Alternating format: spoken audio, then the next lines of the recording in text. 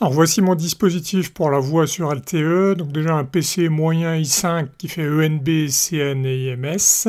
Par USB, donc vous avez le téléphone QC Super, l'USRP B200 qui va discuter avec les téléphones. Et puis enfin, des éléments pour voir le spectre, parce qu'il est important avec QC Super et le spectre de voir ce qui se passe. Alors, je vais réduire la fenêtre qui présente le spectre. Je vais commencer par un petit rappel des éléments qu'on va manipuler. Première chose, donc le VoLTE 4G, là vous avez le CN. Ici, il y a deux directions pour deux APN, IMS pour la voix et Internet pour la donnée. On va réaliser deux tunnels GTP. Là, vous avez GTP-U pour user. Là, l'ENB, et là, il y aura l'UE.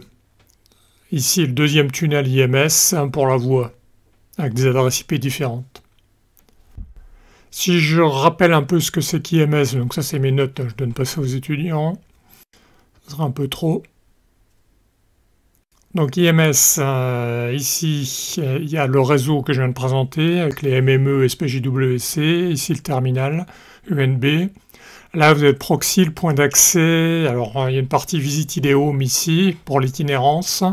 P c'est le proxy, point d'entrée. I c'est interrogating, selon le domaine.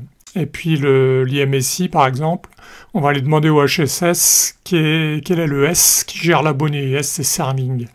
Et donc lui, il va créer un vecteur d'authentification qu'on va envoyer à l'UE. Et il va gérer les services. Je vais maintenant démarrer le CN. Donc la Docker est en train de créer des conteneurs à partir des images qui ont été créées. On voit les logs.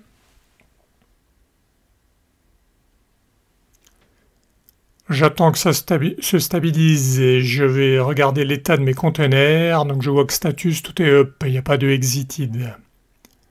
Je vois dans les noms de conteneurs MME, je retrouve donc le CN4G, SPGWC et U, C pour contrôle, U pour user. Je vois aussi les éléments IMS avec le I et le S, le P au-dessus.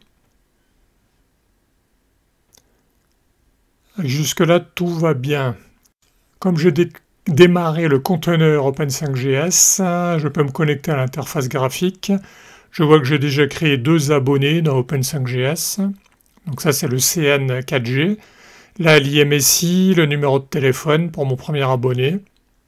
Si je vais dans le détail, donc je vois ce que j'ai aussi gravé dans la carte SIM, c'est-à-dire la clé et puis l'OP. Alors dans la carte SIM, je mets l'OPC, le code de l'opérateur. Ici, je peux mettre de la 5G avec des slices. Là, le premier APN avec Internet, ses caractéristiques. Et là, le deuxième APN pour la voix IMS. Il y a différents niveaux de caractéristiques cette fois, 5.1. Et après, on arrive sur la voix 1.2 avec le débit 128 kbps. Et puis 2.4. Alors, il y a aussi la configuration du HSS d'IMS, que je n'ai pas présenté ici, mais qui est faite. Je vais démarrer le NB. À ce moment-là, mon réseau sera complet, avec le CN déjà démarré.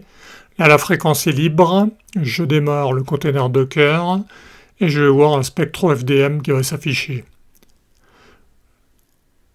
C'est bon, j'ai bien 10 MHz. Ici, j'ai les synchros et le bloc MIB.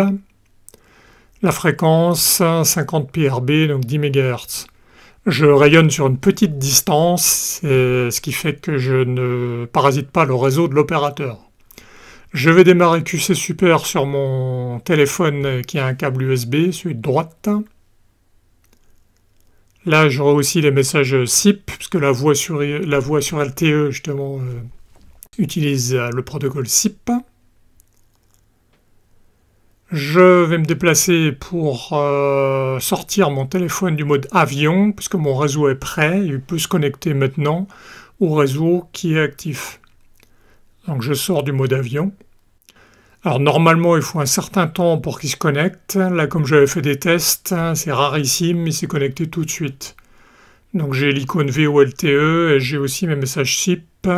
Je peux regarder dans une application j'ai bien une adresse IP pour le premier tunnel de données. Si je fais un test speedtest.net, je peux voir que j'obtiens du débit. Donc là, il va télécharger des fichiers, disons, et tester le débit, les voici. Alors je reviens dans mon QC Super, dans mon SIP. Là, j'ai le numéro de téléphone 1000. Je vais passer sur le deuxième téléphone et le sortir lui aussi du mode avion.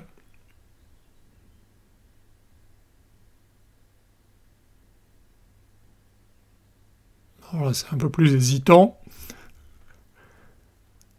Voilà, ça va être fait. Bon, là, on est un peu plus près de la normalité, puisque normalement, je dois avoir des messages ici qui n'arrivent pas. Donc, je vais aller chercher dans les menus. Très souvent, il faut que je déplace les téléphones par rapport aux antennes. Ou alors, il faut que je redéclenche une recherche d'opérateur. Donc, je cherche dans le menu où est-ce qu'il y a les paramètres de la carte SIM. Et puis, je vais désactiver connexion automatique à l'opérateur pour le forcer à faire une recherche. Sauf qu'il faut que je trouve le bon menu, parce que ce ne sont pas les mêmes que sur le téléphone. Ah, en fait, ouais, là, il s'est enregistré parce que je vois les messages SIP pour le 1001. Donc, c'est pas la peine de chercher plus longtemps. Je vais quand même vérifier que j'ai bien une adresse IP sans me tromper de menu. Voilà. Donc, à nouveau, je vois que j'ai une adresse IP. Le tunnel pour la data a bien été établi. Bon, je ne veux pas refaire de test. Je passe maintenant à la voix. Donc là, je suis le 1001, le deuxième. J'appelle donc le 1000. Alors, je vais remonter avant la fenêtre. Et je déclenche mon appel.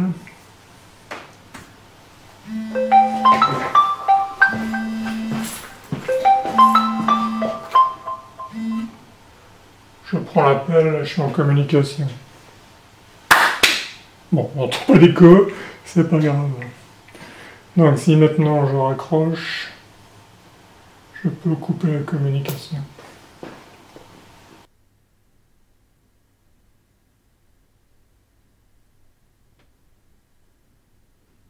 Donc là il y a une petite bizarrerie, c'est que ça n'a pas raccroché. Je vais appeler dans l'autre sens.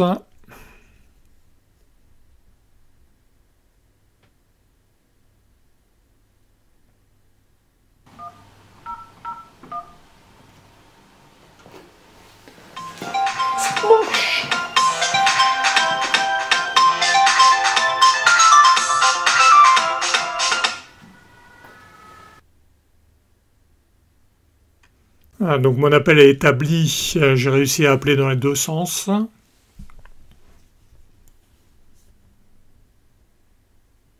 Et là aussi, je vois qu'il y a un problème pour terminer l'appel.